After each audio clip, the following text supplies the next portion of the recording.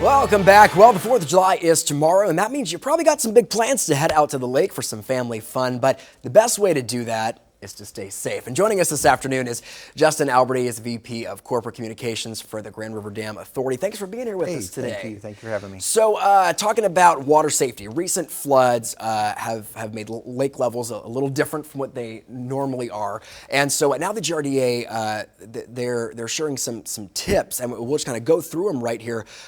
First one is to be aware of floating debris. What can that do? What are the safety concerns with floating debris? Well, floating debris, there'll be a little more of that in the lake because they have been elevated, and as the water comes down, it drags some of that back into the water. So just, watch out for it hitting your prop. If you're being pulled behind a tube, watch out for it in those conditions as well. There's just going to be some more debris in the water. Not a lot of it, we don't think, but just something to be mindful of. Yeah, and if you're on a boat, another tip is to watch your wake. Like we said, especially with those rising lake levels as well, that can be a really big problem. This is very important, especially in some of the more narrow coves as the big boats go back in there. The water is elevated, so it's up at a level that it's normally not at, obviously, and so it's when those wakes roll, they're rolling onto people's yards and things like that, so people's property. So we ask everybody just to be a good neighbor and be mindful of your wake. Yeah. And the next one, be mindful of the changing shoreline topography. Now that's some big words right there, but what does that mean for folks that are out on the lake? Well, the lake is about 8.5 foot higher right now than normal, so the shoreline is going to look different.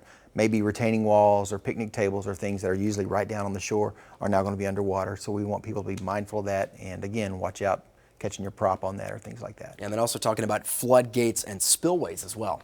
The floodgates, it's a possibility that we'll have floodgates open at both Pensacola Dam and Robert S. Kerr Dam on Lake Hudson as well. So if we're just asking people to stay well aware of those, or well away, from those areas. Yeah, and as the well, gates are open. And the areas below the dam as well, the spillway areas below the dam.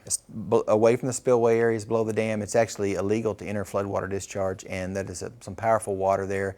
And just it's neat to look at, but just stay back. Yeah, and you guys have been monitoring this. I mean, since May. So you guys really have the best concept of how folks can stay safe, not just all year round, but especially in a situation like this where we do have those rising river levels and lake levels. Sure, we have around our facilities we have sirens and lights and buoy lines and things like that, and signage, of course, to help people be mindful of when floodgates are open. So it's something to consider both above on the lakeside and below downstream as well. Just stay back and stay safe. Right, and just as always, of course, life jackets.